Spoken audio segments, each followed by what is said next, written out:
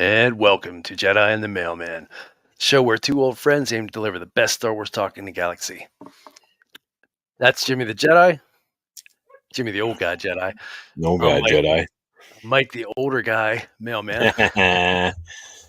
One day. And uh, be sure to check out Explore the Force on all the socials. Give him a like, check out the podcast. And this week's episode, Jimmy and Jack discuss the what was it? The spirituality that you find Spirituality in of Star Star Wars. Wars. With And take Pastor it from an Lito. atheist. Take it from an atheist. It was a pretty good episode. Yeah, I was pleased with it. It was walking through that minefield of religion. hmm Jack and I are both concerned about not upsetting people. I mean, because everything upsets everybody. It seems to, yeah. We're like, man, should we even do this? We're kind of even right up before we went on air. We're like, and I still had no plan. Like I had ideas, we had no plan, and I trusted, having met Lito and had lunch with him and spoke with him a few times, and I had trusted that he would, given him what he does for a living, he understands, and so he made it awesome. It was an awesome experience. He's an awesome dude, and he'll be back on the show again. I look forward to it. He's a real charismatic fella. Yeah, just funny. Didn't try to push anything on anybody. Real understanding. I mean, that's one thing I dislike about religion is when it's my way or the highway sort of thing. You know what I mean? Like, to me, you believe what you believe. Doesn't hurt anybody else. Go on with your bad self. You know what I mean? yeah. But, No, yeah. And he's been a sounding board. For me since I've met him. I met him. The new local news sports reporter guy found out we had the podcast and did stuff, and he did an article about me in the podcast, and then people shared it with Lito because he's a huge Star Wars fan, and he's like, "Hey, let's have lunch or something sometime," and nice. So we did, and we had that lunch like right after school ended, and it took till now trying to. And I still don't know if I nailed what I wanted to. I always feel like I come up a little bit short on some of these topics. I'm just, we're just getting into this. I know it's, a year and a half or whatever, but it still feels like lots of room to grow. And, but with people like that coming on the show, I think we're finding our way. So Imperial Activity says, would you look at these two young fellas? Yeah. Young pups, all that gray in my hair. Nice of you to say. Yeah. But yeah, so also too, real quick, we didn't get to the last part because we kind of ran long, which I kind of assumed. I always like to have extra stuff, and I found in my research, getting ready for this article or getting ready for the show this weekend, there is actual religion recognized by the United States of America called the Jedi, Temple of the Jedi Order. Sorry. And they're actually located down in Texas, and I've researched them. We're going to reach out to them to see if they want to come on our show and just kind of, I mean, it's really interesting. I've researched their website, and it's not like you can just punch a button, you pay some money, and you're a Jedi. It's right. I mean, it is lengthy, lots of writing, lots of like where you're coming from. I mean, in the end, you do get to call yourself a Jedi, which is well, you can do that if you want. But yeah, but you could be a card carrying member. Yeah, so they issue you a certificate. Taku said, hey, at 1K, yeah, in the words of Cool and the Gang, celebrate good times. Come on. Woo! Yes. Yeah, congratulations to Explore the Force. You got last week hit 900, and a week later it's 1,000. Like, you guys are out of control. Yeah, it's fun for something we just kind of started for the fun of it.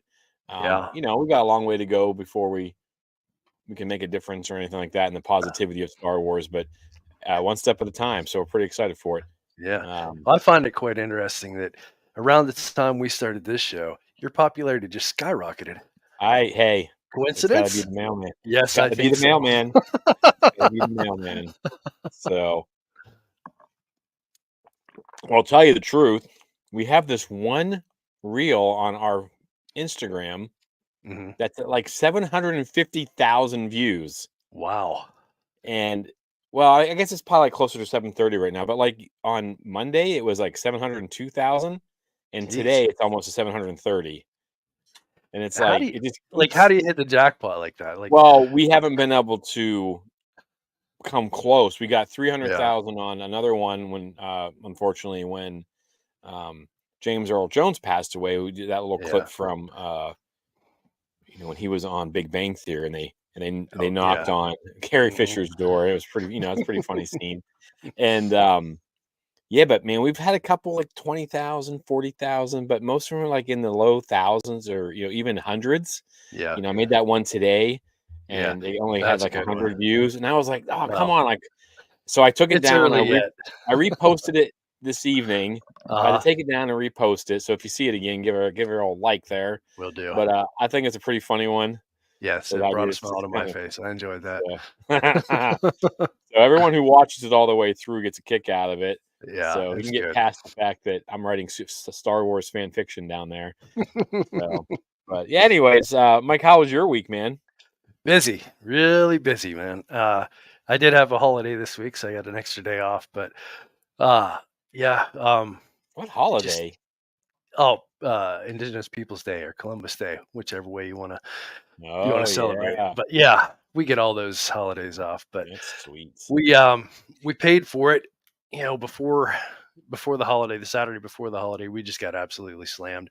Last week Amazon had their big sale, and then we had people off, and just it was a perfect storm of crap. So real long 12-hour day on Saturday, and then I had the holiday, and then today back at it, and another busy day.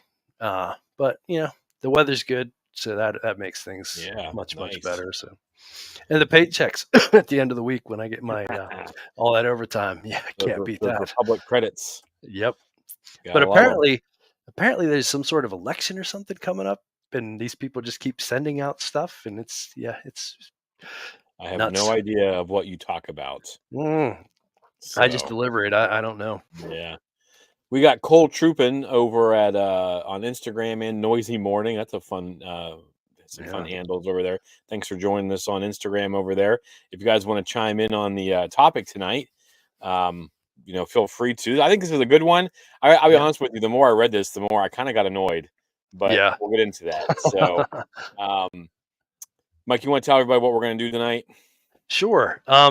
We were gonna do the the suggested topic, but Jimmy's hard at work at putting some more things together on that, so we can really make a splash at that. So I was just going through my feed and whatnot, and saw this article from Collider come up.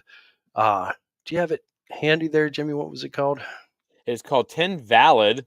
I'm going to go like this: Valid. valid complaints we have with Star Wars. Um, so Somehow air quotes caused a rain of confetti what? down in front of you. I The don't know. what? Yeah, my Not computer that does a time. weird. First time it did it. Nope, Never when I not want it working. to. So, but yeah. So Mike, do you have any background with Collider? Collider.com, Collider YouTube Not channel. much. I mean, I'm starting to, with us doing the show regularly and whatnot, starting to have a lot more of these culture sort of rags pop up in my feed and whatnot. But yeah, I've seen Collider. I've heard of Collider, but this might have been the first article I've read from them. But yeah, not a whole lot of experience with them. All right, so I'll give you a little background because I do have a pretty long. I mean, I watched Collider on YouTube. It was kind of like my go-to resource with news. When I say news, I mean like movie news and comic Entertainment news and news. stuff. But entertainment. I don't really bother myself with the out because I don't want to know most of the Yeah. time. Um, I like Imperial's message there. He has a lot to say about a lot of things, and we Yeah. love to hear. We love hearing Imperial, so don't stop them coming in. But so Collider had this group. They had this thing called the Schmodown. It was real popular. It was like WWE meets trivia. They Mm. had Star Wars. They had like, you know, nerd culture. They had like regular movie stuff. Then they had like the Jedi councils. show. They had movie news every day. I mean, they had a lot of things going on. They had some really fun, like you kind of felt like you knew them. Christian Harloff was on there. Ken Knapsack, you know Ken Mhm. Knapsack. He's from Yeah, from Force Center Force podcast. Center. Joseph Scrimshaw was on there sometimes. I think Perry Nemiroff is still there. Anyways, there's a huge amount of people, and I can't remember. Yeah, here Tahu knows what I'm talking about. Yeah, those Star Wars trivia shows do rock. Um, and he says we'll go to from for Jimmy, absolutely. Doesn't work. Um, and so and then Christmas comes and they kind of slow stuff down, and Christian Harloff leaves, and then all of a sudden we come back in the new year and everyone had been fired. Hmm. And I stopped watching them because I think his name is Mark Fernandez. He's the owner. They kind of like forced the one Star Wars show to quit, and they because it was called Jedi Council, they forced that out, and then they created this rule of two where the guy who owns it came in and talked Star Wars, Mhm. and he's not as entertaining as Ken Knapsack and Christian Harloff and some other people, and it just was not good. And then he aligned himself off and on with some people that I don't think too highly of as far as in the Star Wars world and spreading negativity. So I have not watched a single episode or minutes of Collider on YouTube, and this is the first time I've done anything with Collider. And I'm kind of glad that I feel the way I do because it just kind of fits how I feel. So I'm gonna Yeah. try to be like I'm not coming at this because I don't know this person who wrote this article, but what's it, in my opinion, when they let Knapsack go, that was the change started. Yeah, I mean that was all in one fell swoop, really, too. So Ken was a good dude. I love his podcasting. Reminds me of myself a little bit because he's grumpy and old, and but we have.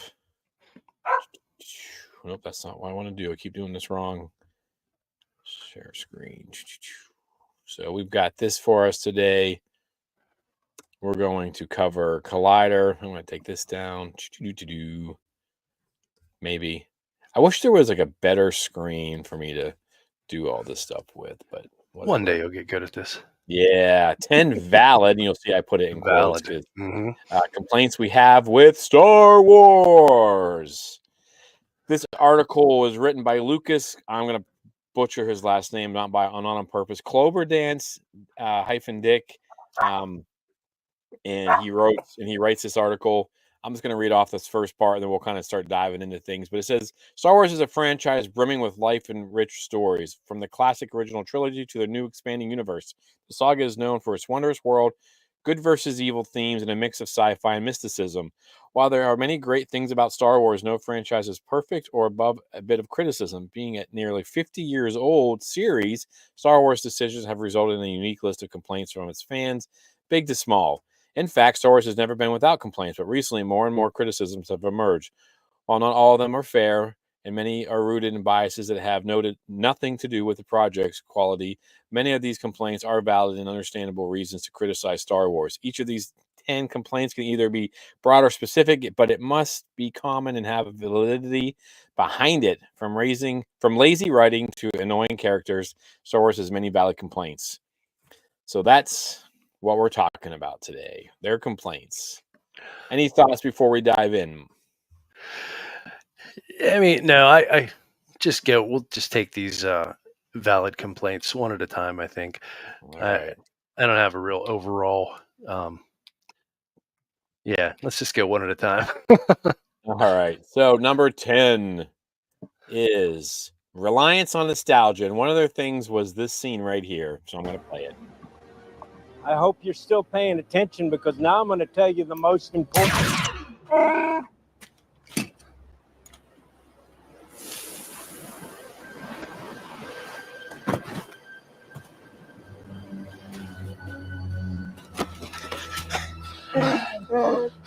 That was a smart move, kid. For once, I would have killed you. All right. So who says, will this article make me throw things at the screen? I do It want to may. say that if and I'm confused by this article because sometimes it feels like he's backing up what he says, and sometimes he's like kind of tiptoeing around things, like not willing to come right out and say what he feels or what. I don't know who we is. But this is probably a bad way for him to start off anything that I'm going to read and attacking what is come on. We're The talking greatest about Star Wars movie ever, right? the Star Wars movie ever made. But he says here, when old franchise manages to retain its popularity, it often uses nostalgia as a way to sell easy tickets and merchandise by adding a fan favorite character or famous actor cameo in Star Wars. Studios can draw large audiences in to get a taste of their childhood back and relive the timeless experience of joy. Star Wars is a leading victim of this, from the sequel and prequel trilogy to The Mandalorian. While some nostalgia is excellent, Star Wars has muddled much of its content with cheap cameos and fan service that doesn't fit. Many moments feel forced, like Chewbacca receiving his medal, boo, on them for not wanting Chewie to have his medal. Star Wars Episode 9, The Rise of Skywalker, or Han shooting first in Solo Star Wars story. Nostalgia isn't inherently bad or good, as they used it wonderfully. Some entire Star Wars movies feel like a cheap, nostalgic bait, sullying the experience. What movie is he talking about? I don't know. It's a good, kind of a good example of what you were saying there, is kind of not taking a firm stance at all. He's kind of, they use nostalgia. It could be good. It could be bad. Not saying one way or the other. I mean, to me, some of those things, there's no validity to the claim at all. And I mean, the biggest nostalgia grab would definitely be The Force Awakens, right? I mean, $2 billion in ticket sales based on nostalgia, but it wasn't. I mean, nostalgia had a lot to do with it, but it couldn't have done $2 billion in sales just off nostalgia. That was a really good movie. Yeah, like I said before, we've talked about this on the air before. I always judge the movie by how I feel when I walk out of the theater. I've got a smile on my face and I'm happy. Right? And I remember walking out of The Force Awakens being like, whoa, Star Wars is back. It's back. Yeah, I was super pumped. So yeah, I don't know. Nostalgia. I haven't personally, and these are all our topics. We could be wrong in someone else's eyes. I have not subjective. felt anywhere that there has been too much nostalgia. I mean, if anyone out there can think of like an episode, or because they've done this in everything, like Rebels, right? I mean, Leia, Lando, all these different characters that we love, and I mean, the very first one of the first couple episodes, Bail Organa shows up. So, but yeah, and you're right. So much of what you read, what I heard was opinion written as stated as a fact. This whole article, and I'll be honest with you, the more I read it, and I kind of went back through it once or twice, it feels like something he had to write to fill a quota. Yeah, I don't know if his heart was in it or not. I feel kind of bad because I don't know Lucas, but I don't know. Yeah, I don't know. We're gonna give him a bit of the business. Yeah, we're gonna. But yeah, I mean, on a whole, I don't know how nostalgia can be bad. It like I said, none of this stuff is just strictly based on it. It's just it's an added ingredient that makes it better to some extent. We all enjoy seeing, the characters and whatnot that we grew up with and fell in love with and whatnot. You love having that stuff in there, but it would all fall apart if it was just based on that. So to me, I mean, not a valid criticism really at all. I don't have my pen with me. I wanted to mark where we're at. So we're both going thumbs down for his number 10, nostalgia. We like it. We don't think it's been overdone. So all right. Add an ingredient. There we go. Perfect definition. All right.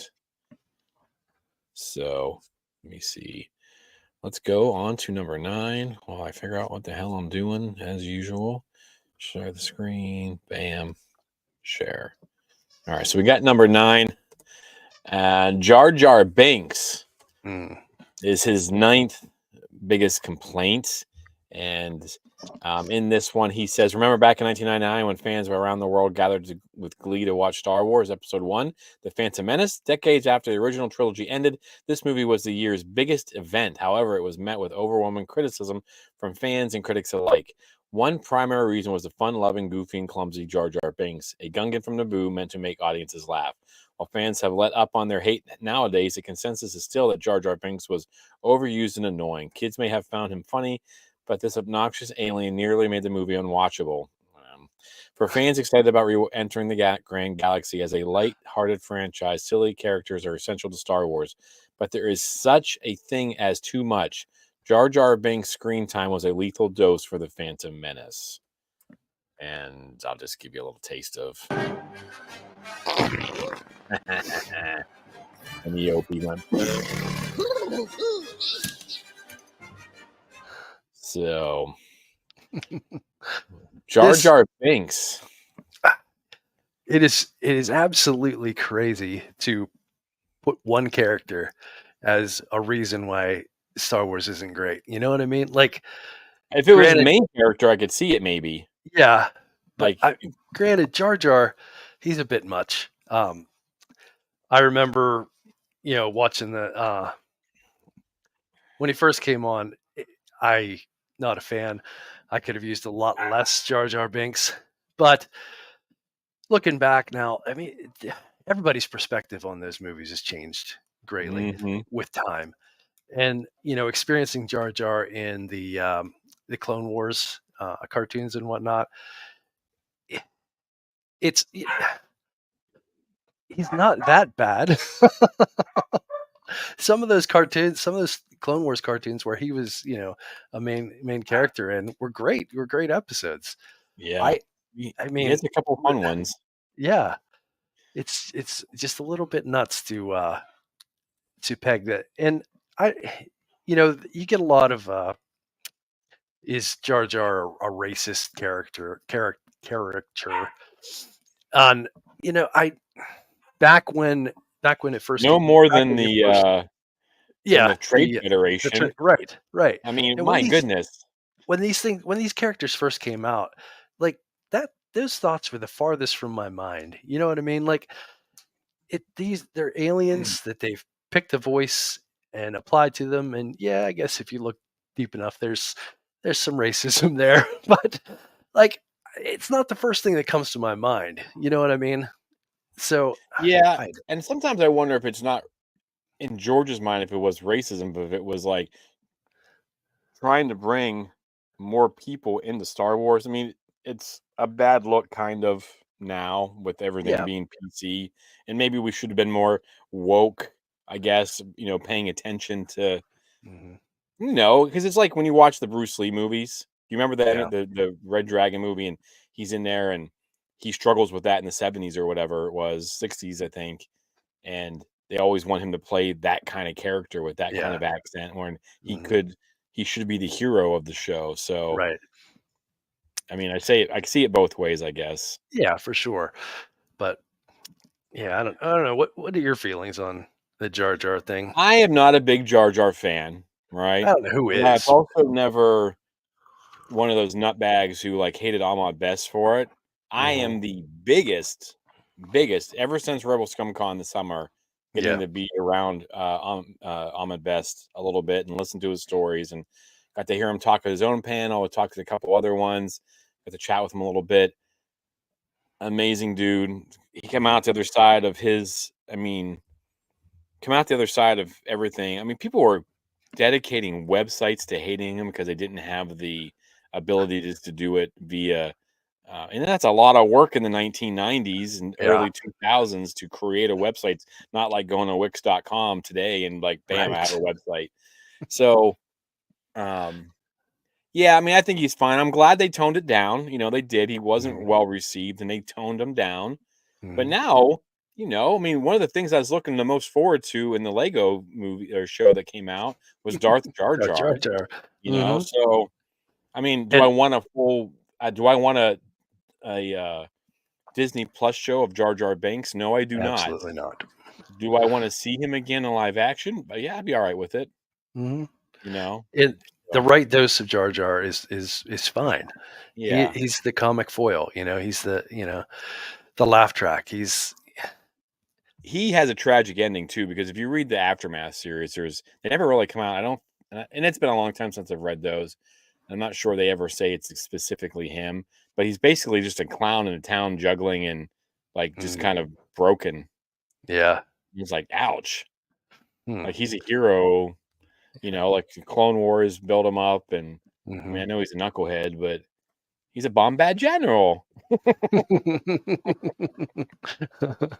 So, how do you guys feel about Jar Jar out there? I'm curious because I mean that is a mixed bag because it depends on your age. Yeah. I'm trying to think way back. I mean, that seems like 50 years ago that I saw the Phantom Menace in the theaters, and I remember coming out, and as I'm trying to sit there and be like, how did I feel when I came out? I remember just being like blown away by that big lightsaber battle at the end. Like that's all I could really remember for a long time Right. was, oh, that was so cool. And it's so hard to like, the way the brain works. Every time you bring forth a memory, it's re-recorded in your mind, and everything about your current situation, everything affects it. So you can never get that pure, remembrance of what you actually felt then. Yeah. But I to my best recollection, after seeing the movie, I thought I could use a little less Jar Jar, but I don't remember it being like the thing to me that sank the movie. You know what I'm saying? Like, yeah, not great, Jedi but not. Niner, Jedi Niner's a fan of Jar Jar, loves Jar Jar. So Not good. I'm glad people do though. Like, I mean, Yeah. I'm for it. I want people to enjoy things. At my age at that point, I mean, you and I were both in our like 21, 22, I think, right? Weren't we? We're both out of, I mean, I was Something out of the around that. army, Yeah. I think. 24, Yeah, I was into 20. Yeah. college, so yeah, I 23. was older. Yeah. But yeah, so I don't know. I'm kind of this one for me is a push because I can Yeah. see why it would be annoying. And it kind of states the fact that I mean he must have been annoying because apparently George had way more stuff for him to do in the Yeah. movies. I mean he also had more stuff for Padme, but that was all personal. But they backed off of both of those characters, so there's something to it. I'm gonna push this one. I'm kind of just like, yeah, I can take it or leave it. Again, I do not want a full show of Jar Jar Binks, but No. I would like to see him. Much as people dislike Jar Jar, it was Ahmad who took the brunt. Yeah, he just got. Yeah, the Which, fact that he's still alive because he Yeah. tells a story about walking out to the bridge and was going to jump and then just had it. Unfortunately, like Jake Boyd has never recovered. Yeah. And It's absolutely insane that, he's just doing his job. You know what I mean? To the best of his ability. Like, why the hate on him? Like, well, I mean, it's just like, was it Moses Ingram for Reva, right? That's her name, Moses Ingram, I think. I think. Right? Kelly Marie Tran for Rose Tico. Those are the ones I can think of right off the top of my head that just people were like attacking them, and that stands for that's some racism in those. Yeah, They're just stupid ass people as far as like you can't blame a character or a person for the character. Like they're doing their job. They've been paid to do a job. Leave them alone. But what do you think, Mike? Thumbs up, thumbs down, push. What do you got? I think I'm with you. It's got to be a push. I think like who was Jedi Niner said that he loves Jar Jar. I think I could be on the same page as him if the only Jar Jar I ever saw was in Clone Wars, because I think they used him real well in the Clone Wars series.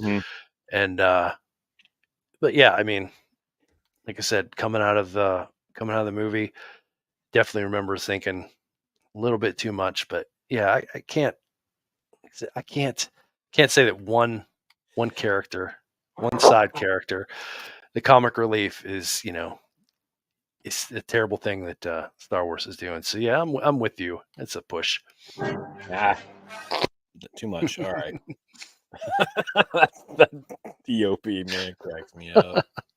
So all right. So introducing midichlorians. We actually talked about this on the show yesterday about how this. Well, we'll get into it. I heard Yoda talking about midichlorians. I've been wondering, what are midichlorians? Midichlorians are a microscopic life form that resides within all living cells. They live inside me. Inside your cells, yes. And we are symbionts with them. Well, I'm going to stop it there so I don't get nailed by YouTube again for having too much stuff that I don't own. So, what do you think of midichlorians, Mike? That's a cringy scene. I personally, I think I'm in agreement with our beloved author on this one. It's one of those things where the mystery, it should have remained a mystery. What the Force is, don't explain too much. Let the magic just be magic. I don't like the midichlorian thing. Even going the way they went in Bad Batch, where they just said M count. Like, if you just went with the M count, rather than try to explain it with midichlorians, these microscopic beings. Yeah, I'm not a fan. Yeah, I'm not a fan because I think it ruined the imagination of it. It's like if they ever tell us where, if they ever explain Yoda's species, I'll be sad. Unless it's like the absolute bomb answer. Yeah. But that's all going to be subjective. Yeah. So leave it alone. Leave it alone. I do think, because if you ever read like midichlorians are part of the living force, yes. If you ever listen to people like talk about they've talked about what George had planned, and it was to do with like this deeper level, almost like a Ant-Man and Quantum Menace, like quantum, and so they're not science in Star Wars. No, for me, it took, it's funny. We talked about this on Sunday about, the imagination and things like that. And how it kind of takes away from the imagination a little bit. For me, it kind of like, nerfed Jedi, because then you can only be, and we talked about this at lunch today too, because I was going over this article with the guys I eat lunch with, because they're all Star Wars fans, and some of them saw it like, you can work out as hard as you want, but like, are you ever going to be an Olympic athlete? And I'm like, yeah, no. But using the Force, I don't feel like is the same thing as being. But in this case, it kind of is, like you're going, So I feel like it kind of takes away from. I mean, it gives everyone the Force, like Sabine and stuff like that, but it kind of like says, well, you're just wherever you're at. It doesn't make any sense for Kenobi then to pull off all the stuff he does and all the Sith Lords and everything he's done. He shouldn't, because I'm sure his M counts, average. Right. Average M counts. So, but yeah, I don't know. I wish they hadn't done it this way. I think George had ideas for the sequels, and I think this is one of the reasons he did it. But I don't know that, I mean, he's never come out and said that, but talking about what. Well, this line of reasoning that you're going down here too, I think this comes up a little bit later in the article too, is just the lack of planning, not having a cohesive idea and we'll get to that when we get to that section. But I mean, I will agree with our intrepid reporter on this one. Yeah, I as well. I don't like midichlorians. I don't think it ruins Star Wars. It's like not a valid complaint to be like, I'm done with Star Wars because of midichlorians. Like, if that's all it takes, I don't think you're more issues. I don't think you. Yeah, else. I don't think this is your genre. Because Star Wars, because they just demystify the Force and change it into something biological. It makes the world and Force seem less important or magical, and it's simply a way to make Anakin the undisputed chosen one. Which is ironic, because he talks about things that upset canon, mostly talking about the Acolyte, I feel. But and now he's mad that George does something that makes Anakin untouchable. Right. So I don't know. We'll get whatever. Again, I feel like this, like you said, it's not consistent. Not consistent. there was a deadline. He had to meet it. Probably should have reached out like, hey, come on our show and talk to us about this. But yeah, who knows? I don't know. He might not want to touch this article. He might just want to let this one go by. You don't want to let it slide by. So go like this. I heard Yoda talking stop about. it. All right. Number 7, the Star Wars Holiday Special. I need to be honest. Have you ever with seen everybody. this? I have never seen it, and I don't Nor think I'll I. ever watch it. No reason to. I mean, I don't want to be sad. No. Now this, I don't know. Did you have anything, any audio video clips for this, or just that No, image? everything Okay. was like the full episode. Yeah. And I did not have time to like clip it up. Plus, I had no idea where to start. Yeah. I think This is another one of those things where this is what you're gonna say is killing the franchise. Like, this is a thing that nobody has seen. Well, some people have seen, but I would say that, yeah. Even like you, a hardcore Star Wars fan, never sought it out, never had any desire to watch it, and I'm sure 90% of people have never sought it out, have no desire to see it. Any of us that we know the lore, we know the trivia and stuff about it and things like that, but there's no reason to go watch it. There's no reason. It didn't affect canon in any way. It didn't.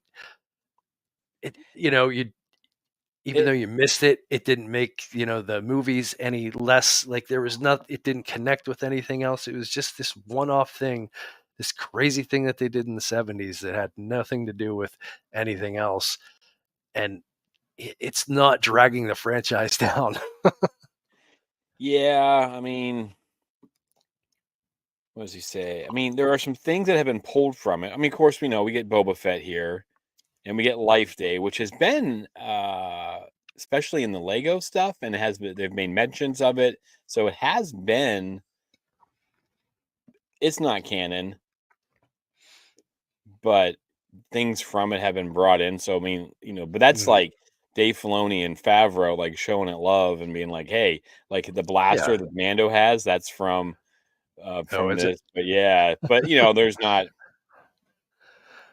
Do not watch Star Wars. Not watch Star Wars. Okay, yeah. Yeah, this is a tough one. Yeah.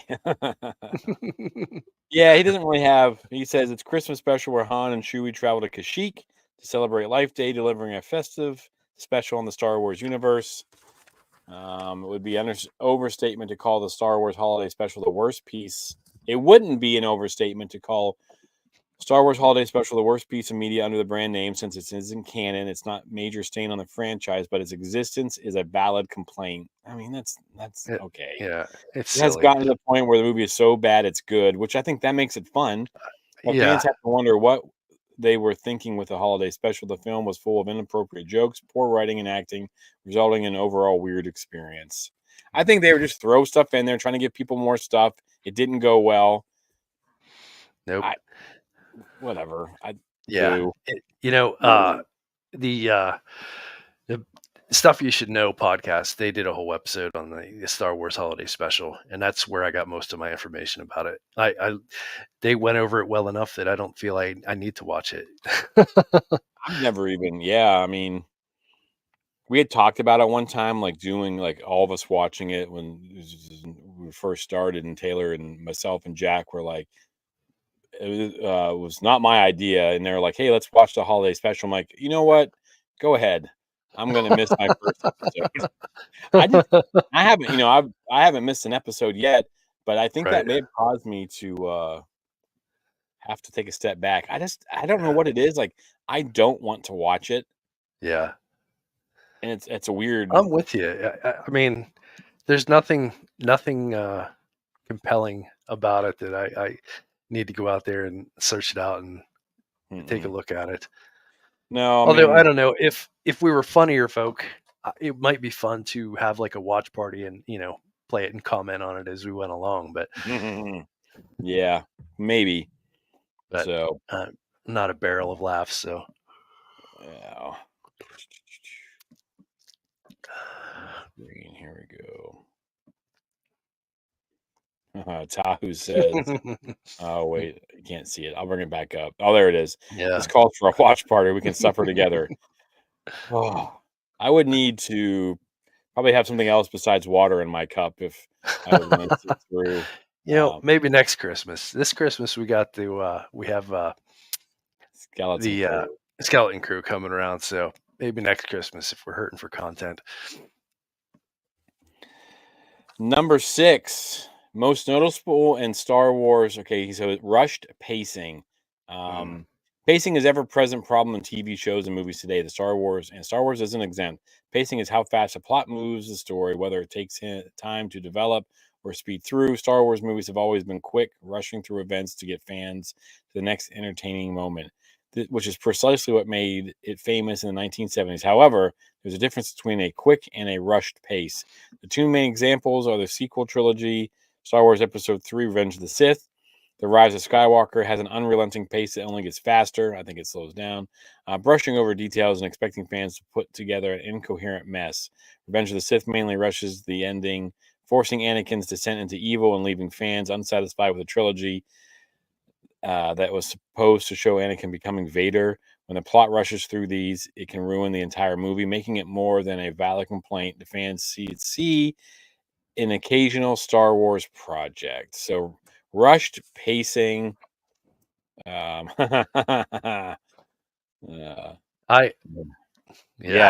Imperial, like this article. So, Mike, I gotta I'll let say, you take before on this one. I don't agree with that at all. I've never experienced that in any of my Star Wars watching, honestly. When I think of rush pacing, I think of the final season of Game of Thrones.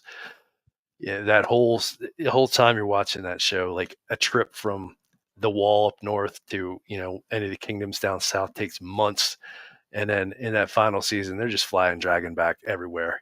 One day here, one day there, like they just rushed that straight to the right to the end.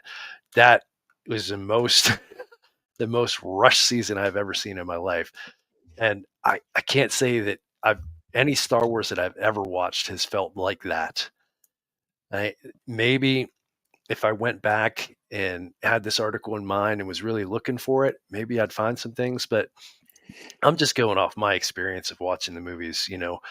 I've never felt that way whatsoever. To me, it's like he pulled this one out of his butt. Like, I don't know. I mean, I know when the Rise of Skywalker came out, I have never heard anyone arguing about the ending of a Revenge of the Sith, because he had a 20-minute lightsaber battle that ends with him being sliced to pieces. Mm-hmm. They save him, they put him back together. I have never, like you said, I've never felt like that is rushed. I have never heard that as a complaint. Mm-hmm. The Rise of Skywalker, people are upset about the first 40 minutes because it's like bam, bam, bam, bam, bam, bam, bam. But I don't feel like it was hard to follow. I was like, this is not challenging. It's not. I prefer. I do like a nice slow grind sometimes. That's what made Andor. Mm-hmm. I wish Andor was more of a binge, because like I want to binge those like slow grind. Yeah. But for me, I never noticed in Revenge of the Sith. I did see a little bit of it in the Acolyte, because it didn't really feel like the episodes were balanced well enough. I would agree with you there. I also think sometimes, like, that's not always the director or the writers. Like, that's not always their fault. Like, they write the scripts, and there were some issues with the Acolyte, I think, with like 4 and 5. Like, they were really unbalanced, and Mm-hmm. but whatever. But yeah, I don't know. I saw Rise of Skywalker 9 times, and the beginning of it always kept me entertained.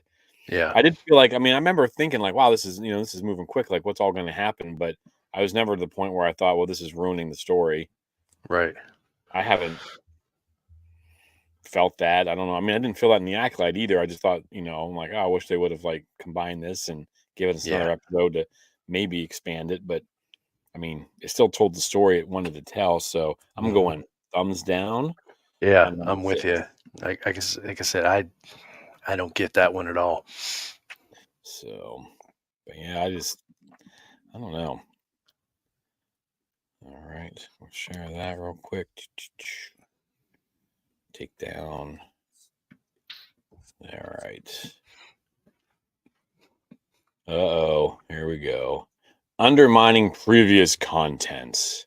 Dun, dun, dun. Dun. Most noticeably in Star Wars Episode 9, The Rise of Skywalker in 2019. Undermining previous content has been a complaint many fans have had for just about every Star Wars project. This complaint argues that new content lessens the impact of original movies or makes previous moments irrelevant. It's fairly polarizing with good argument in favor and against. See, I mean, this is what I'm saying. Like, take a stance. Some people may not believe the new movies undermine the old ones, but many do, making this valid argument, or how it's not a valid argument if you don't pick a side. How to fix the original trilogy and enjoyability of them. Many fans complain the Acolyte with May and Osha's unnatural birth didn't ruin Anakin's legacy. Yeah, which is discovering the Force life creation undermines Darth Plagueis. Nope, he learned from them. In my mind, yeah, someone tells me otherwise. Same it makes thing. sense. Yep. That he would steal the secret, but it doesn't make sense. Doesn't make him see as impressive as he was in Palpatine's speech. Yeah, well, you know That's what? insane. Midichlorians also undermine the Force. What the Force was in the original trilogy. The biggest offender in the sequel trilogy, from Luke and Star Wars Episode 8. 8. To the Rise of Skywalker was Luke. These movies abandoned the effort from the original trilogy and put the universe right where it started, undermining the hard-earned win from the rebellion. What? I don't know.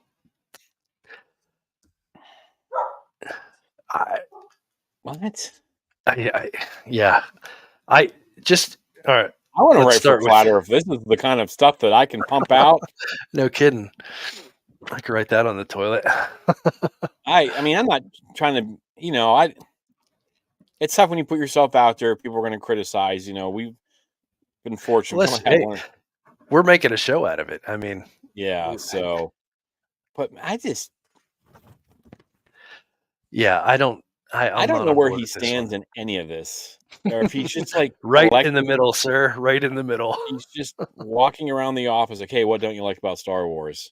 Okay, I'm going to write that down.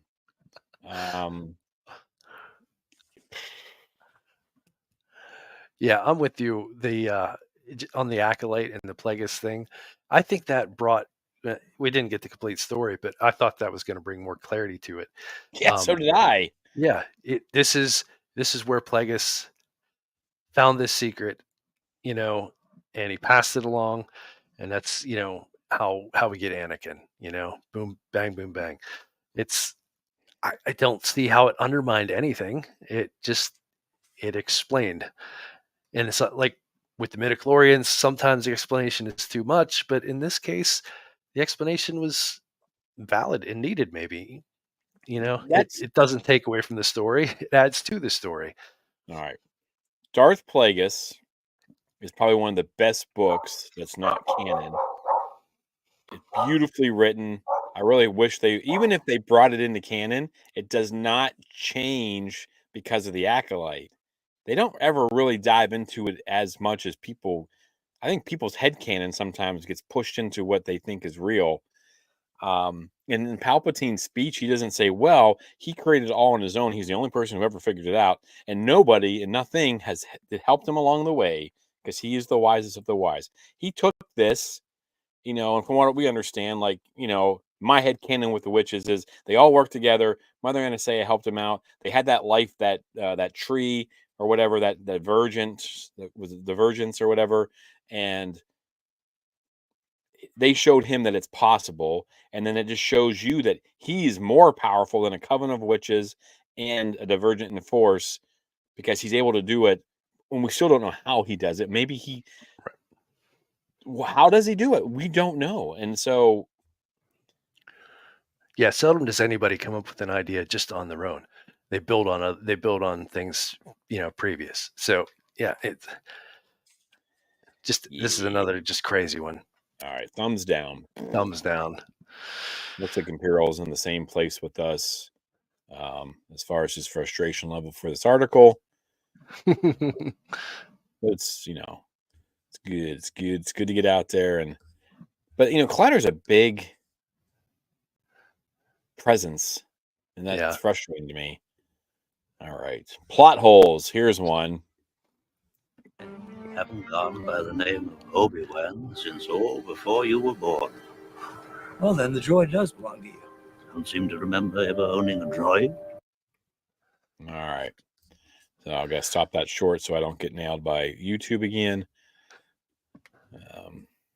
We'll stop sharing. So he says, number 4, most noticeable is plot holes. Most noticeable in Star Wars: The Clone Wars 2008. Every franchise is a victim to a few plot holes here and there, but while common, they are still a blight. A plot hole is a gap, error, or inconsistency that goes against logic previously presented in a film or TV show. Plot holes in any media are obviously a valid reason to complain. And while many are just nitpicks that don't mess with the story, Star Wars has many glaring plot holes that halt the audience's enjoyment and belief. There are too many plot holes in Star Wars to summarize in a single paragraph. From the inconsistent damage of lightsaber stab wounds to Vader and Obi-Wan failing to recognize R2... inconsistent damage of lightsaber stab wounds to Vader and Obi-Wan's failing to recognize R2 and C-3PO, a dagger showing the location of the Emperor's throne room, and Leia ignoring Chewbacca for a girl she barely knows. Star Wars has too many moments that have fans questioning their decisions. While these are minor issues, they stack up to a point where they create an inconsistent universe, ultimately frustrating fans and hindering their enjoyment.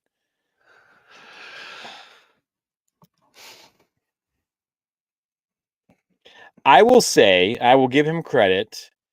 The fact that Leia goes to Rey first, past Chewie, that didn't sit well with me. But is it a plot hole? Not necessarily. I mean, complaints. Yeah. We all know that Kenobi is kind of a droidist. He doesn't like droids. So, and these astromechs, there's like millions of them. I mean, maybe we're just rationalizing things. So, you know, maybe we're just as bad. We're just on the opposite end of things. We're trying to make things work. I don't know. I think if you can rationalize it in some way, that makes the plot hole a lot easier to bridge. A plot hole that's unbridgeable is a problem. You know what I mean? Like, if you can't, in your mind, come up with some explanation that, you know, connects the things, then that's a real problem with the writing. But if there is some explanation out there that you can come up with, you know, just suspend your disbelief and get through it, it's not so bad. Because you know, not all this was planned out ahead of time. Some of it was just. I also wanted to say that about the R2 thing. Like, when he made this, he was probably, I mean, he didn't even think he was going to get to make another one. He left and went to Hawaii because he thought this was going to bomb. One and doneer, right? So, yeah, he didn't set things up to be like, well, 50 years from now, I'm going to have to deal with people who are writing this about R2, like, and him not recognizing it. The dude's been out in the sun getting baked by the hot suns of Tatooine. You forget things. I forget stuff constantly. So, I don't know. But yeah, and the whole lightsaber thing, like, yeah, every action movie has that sort of thing. You know, like when they don't reload guns and they don't pick up a gun. Exactly. So sometimes, you know, a flesh wound it kills a person. Sometimes 13 bullets in your chest doesn't kill you. You know what I mean? Like, that's just part of an action movie. And we all, you know, we all realize that and enjoy it for what it is. Yeah. I mean, I don't know. Yeah, to me, me too. If, like I said, if you can come up with some way in your mind to bridge that hole, there's some plausible deniability, then it's not that big a deal. It all, again, comes down to opinion. Also agree with Mike. Suspension of the disbelief, yeah. Plot holes just shows how much we love Star Wars and how well versed we are. Yeah, there we go. Yeah. Knowing that canon. That's true too. Like, if you're not going through this stuff with a fine-tooth comb and nitpicking, like, a lot of these things, they're like a speed bump. You just roll right over and don't even realize it. Yeah. All right. Recent polarizing content. Uh-oh. Oh no. Oh my God. Yeah, we're gonna get canceled on this one. This complaint is a bit broad. Oh, really? But undoubtedly the main thing the Star Wars fandom talks about, from the sequel trilogy to the main recent TV show, Star Wars has had inconsistent quality. Okay. Hasn't Marvel? Everything has. Hasn't DC? Hasn't Lord of the Rings? Hasn't Harry Potter? Okay. From the sequel trilogy to many recent TV shows, Star Wars has had inconsistent quality, leaving fans in a war against Disney and themselves. The company hasn't ruined Star Wars, but they haven't had a good track record either. They made billions and billions of dollars. I feel like they're doing okay. Recent Star Wars content has been a touchy subject lately, dividing the fandom even more, as some believe the franchise is at an all-time low, while others think it's okay spot. No matter what fans believe, the quality of recent projects, such as the sequel trilogy and some of the new TV shows, has been on subpar. Maybe not as bad as some fans think, but certainly not good. A lot of complaints are blown out of proportion, and there is a lot of great recent content, including Andor and Bad Batch. However, too many projects with polarizing content turns fans against each other, further breeding toxicity. I don't know what he's trying to say or where he stands at all. He goes back and forth Once again, one sentence to the next, and just contradicts himself or the complaints. Has everything been perfect? No. It hasn't. But could it be worse? Yeah. Could it be better? Yeah. I mean, I put the picture of the sister up there. Obviously, people are losing their minds about that right now, and so crazy. Yeah, but I mean,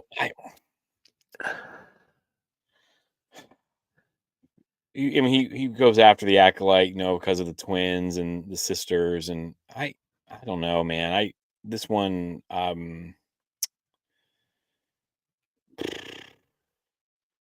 lending any credence to this idea that any of this stuff is really polarizing is nuts. If Disney Star Wars was bashing gay people and limiting voices of color, not coming out with a transgender. You mean if it was exactly like the very first episode that ever came out? Right. That's what people want. There's nothing wrong. There's nothing wrong with giving more people a voice. Absolutely nothing wrong with that. When you go back and look at older episodes of things and older television and things like that, and you realize how straight and white it all is, it's jarring. I teach a lesson on civil rights based on Star Wars. Yeah. It's so refreshing nowadays to see more people of color, more people of different genders, more people of different sexuality. A bigger slice of life represented. White guys. Yeah. Our opinions matter. Yeah. But yeah, I mean, we never really got to have had that problem where you can't see yourself in media. Everywhere you look, there's something that we can emulate. There's something we can identify with. But if you're other in some way, like the transgender thing, it's absolutely insane. Like, nobody's going to choose to walk down that rockier road. You know what I mean? Like, if you have a path, if you could make a choice that, okay, I was born a man, I'm going to stay a man. I'm going to follow this straight and narrow path, and my life's going to be a breeze. You're not going to take that harder road if it was a choice. It's something that in you that's just saying that this isn't me. This isn't right. Something's wrong. And to not have anywhere to look to have some sort of representation, something to aspire to, something to look up to, something that says, yes, you belong, or yes, you can do this, or yes, you can do that. It's crazy. Like, I applaud. I mean, I applaud them for coming out with this. I guarantee you, there's transgender youth that are into Star Wars, could never see themselves and now they have a role model per se, or something to look up to, something to identify with. I mean, It's like that. maybe there's tons of people saying it's virtue signaling and things like this, but you know what? You have the power to give somebody a voice, give them the voice. You know what I mean? Like, what have you got to lose? We were both fans of the Force Center podcast here, and Jennifer Landa, who's Hispanic, talks about the acolyte going away and how growing up as she did, she never saw anyone that looked like her in Star Wars, and of course she gets Bix Nadine and a few other people now, but I mean, yeah, it's frustrating to me that, I guess as a high school teacher, and you want all those kids to feel like they have a place, and you want Star Wars to be for everyone. It's not just for white middle-aged dudes. Mm-hmm. Do I think Kathleen Kennedy's pushing a little too hard and trying to like smash us over the head sometimes? Sometimes I do feel that way, but I'm also in agreement with you, Mike. I think that if you have the opportunity to make someone feel like they're part of Star Wars, go for it, right? I mean, it's a big bad galaxy. Like, it's this massive galaxy. Like, there's probably things we can't even think of out there, with our imaginations and things like that. And Yep. Whatever, dude. Yeah. Number 3. It'd be one thing if the content was suffering because of it, but the content is not suffering because of it. The content in my mind is better because of it. Like I said, just seeing that diversity, it seems more like real life. It's just better. It's just better. I mean, my big thing is the acolyte, with everyone being upset about like lesbians and it's being a gay Star Wars. First of all, they never said, like, Leslie Headland never said that. It was that reporter who said it. Is this the gayest one? Well, yeah. So there's people that are gay in the transgender in there. Like, whatever. Who Like, cares? we were not being beat over the head. There was no message. Nope. There was nothing. Like, it's just like, hey, like these people, and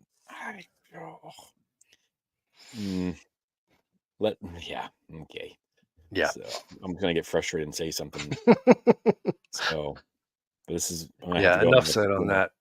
I'm gonna have to go into school mode here and just remember that I can be fired for things. I don't get fired; we'll get canceled. But and it's not fired because I want to speak out for people that can't speak for themselves in my class sometimes. And number 2, it was a little bit difficult. I remember there was one line that I just begged him to take out of the screenplay, and he finally did.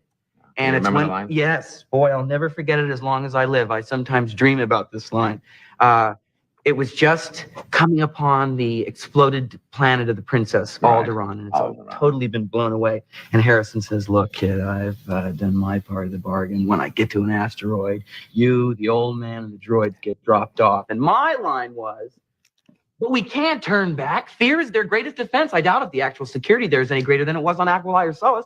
And what there is most likely directed towards a large-scale assault." And I thought, who talks? I honestly, originally I had the "I'm so deeply, madly in love with you," and I couldn't stomach to hear it. Bad dialogue. Yeah. But you also get Luthen Rail speeches, you get Marva's speeches, you get some of the greatest Star Wars dialogue and monologues in the history recently. Yeah. They can't all be winners. Attack of the Clones is my least favorite. I mean, sometimes it's between that and The Last Jedi. But I mean, one of the reasons is the dialogue, but I mean, that's part of Star Wars, I think. I mean, yeah. I mean, in everything, there are very few shows, very few movies that just nail it on the dialogue. That just have the writing staff that just is aces on it, all of it. You're going to have your hiccups. And obviously it's not bad enough that we've punched out and said, no, this is no more of this. There's enough good to overwhelm the bad. Only person I know that's always cool and never has bad dialogue is Snoop Doggy Dogg.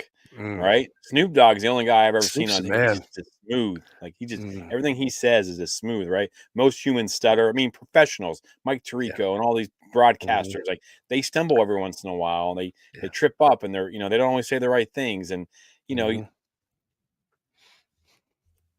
Yeah, the worst thing about that loss the Steelers had to the Cowboys is they did it in front of Snoop, man. I know that's terrible. like come on, Snoop's there, man. What are you doing, Snoop a loop, going streaking? I mean, this one I'll push it because it does have bad dialogue. Yeah, I guess that's a complaint. I don't yeah, care. It is a valid complaint. There is some bad dialogue, but once again, it doesn't rise to the level of Star Wars is terrible. They can't write. We wouldn't be doing this if it was that bad. Like, there is so much good. Yeah. Some of that bad dialogue. Yeah, that's some go-to quotes. Many fans like us more. Yeah. I mean, Andor. I think Andor is an exception to the bad dialogue because I feel like that was pretty smooth. Yeah, pretty well written. Yeah, but that wasn't written as a Star Wars show. That was written as a show about rebellion that was set in Star Wars, and it was well done. I don't know if that works every time, but we'll see with season 2. I'm sure people will find some way. I cannot wait for that one. Yeah. This is the only one that I'm in 100% agreement with Lucas. Not George Lucas, but Lucas, the guy who wrote this. Yeah. In my opinion, so article. Yeah. I mean, who am I guess, but whatever. Especially in the latest 3. But yeah, go ahead with that. Oh yeah. So I mean, I don't even know if I nearly need to say anything. Great plan is a key to success. The plan is at its largest when mentioning the sequel trilogy, which infamously has 3 disconnected movies, each doing something completely different. The lack of planning for the sequel trilogy ultimately brought its demise, creating an incoherent group of movies that feel disconnected. However, it is also a problem in the original trilogy when Lucas pulled stuff out of his hat for sequel movies. Vader had no setup as the father because it wasn't planned. Yeah, but it worked beautifully. Luke and Leia's kiss is disturbing. Yeah, but they didn't know. It's not, yeah. And the Empire randomly had a spare Death Star in its back pocket. This complaint has proven valid time and time again. It's ruined multiple trilogies by creating an inconsistent narrative. Hopefully, future Star Wars projects will learn from this and not repeat the franchise's biggest complaint. It's a complaint. I've never heard that from anything except for the prequel or the sequel trilogy. Like, you can't put that on him for 4, 5, and 6 because he didn't think he thought he was done after Star Wars. Yeah. Most certainly, you have to give him a pass for 4, 5, and 6. Like, that's what kicked it all off. Like, you had to get that first one over. You couldn't plan on a trilogy. There was no here, George, we trust you. Go make a trilogy. It was, I got to make this one movie. I got to make it great. It's got to hit. And if it doesn't, we're done. So, they, without a plan, he did the best that he could with the first 3. And we wouldn't be here if it wasn't for those first 3. I mean, plan or no plan, it worked out.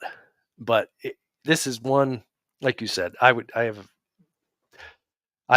in full agreement that the sequel trilogy is, it suffered terribly from a lack of plan. But at the same time, like, you want to call those an utter failure, but between the 3 of them, they made what, $4.3 billion or something like that. That's the kind of failure I want to be, Jimmy. Yes, I want to be a $4.3 billion failure. Yeah. I apologize. I mean, I don't think we have anyone left on Instagram, but we did have Noisy Morning, and he wrote, and I couldn't see it because I had my screen. Apparently I'm going to need a third screen so I can do this. That should be awesome. But My he son has wrote, 3 screens. or they wrote, this whole article was grasping at straws. Did Star Wars Theory ghostwrite this?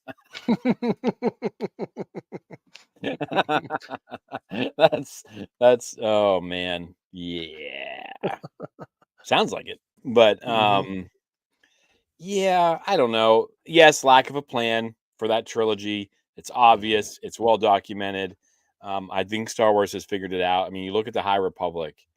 Bam, bam, bam, bam, bam. You look at we're not very far into the Mando verse or the Filoni verse or the Favreau verse, whatever you want to call it. Let's see how that plays out.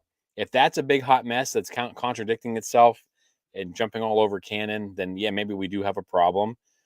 But you see the comics now, you see the High Republic, you see all these things that are just weaving in and out of each other. Mm-hmm. I mean, I would say that this one is yes for the sequel trilogy, but I mean, the original trilogy, I mean, shut up. Like, yeah, shut up. yeah, Stop it. Stop it. Mhm. Stop it. Stop it. Absolutely. Prequels, they flowed. I mean, Mm-hmm. I don't know. Like, I don't know. And all the animation and all the shows that have come after, they all have a plan. They all flow. They don't step on the canon at all. Like, how many episodes of animation is there? Oof. That's the biggest.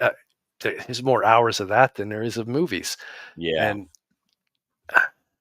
I don't see any contradiction in any of that. Like, it seemed well planned out and Yeah, flows I mean, beautifully. I'm thinking in animation, the only thing I can think of it's like a retcon.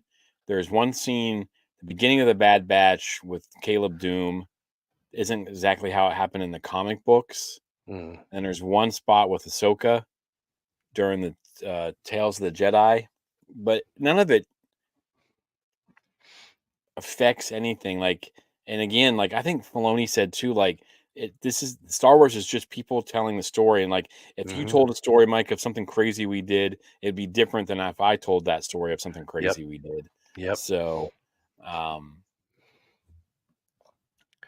that's what Dave says, and I mean that's a good way to get around some of that stuff if you think about it. Like this is how we saw it, this is how they saw it. Yeah, especially when you're talking about different medias, you know what I mean? Like Yeah. comic books tell the story in a certain way, in a visual and written manner, mostly visual, and then you got the cartoons tell the story in a certain way. You got novels that tell the stories in a certain way. So you've got those various different media that, can definitely, like you said, everybody tells the story a bit differently, but we still get to the same point.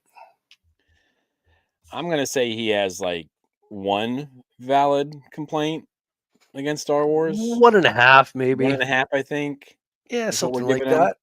Mostly no's for me, and Mike, I think, is used well. It sounds like Imperial's on the same wavelength as us. Thumbs down for a lot of those. We got a couple pushes in there. And again, just having some fun with this article. I'm sure that this guy is awesome and he's just doing his job. And again, we're not going to sit there and berate him. I don't agree with him. That's fine. He could watch our show and be like, those two guys are idiots. That's fine too. And he'd be right. He's probably not wrong. So, but yeah, I don't know. Hey, regardless, we got to thank him for the content, Yes, thank gave you us for something writing to talk about. 1.5 valid complaints you have with Star Wars. So we'll be sure not to visit your website some more. Yep.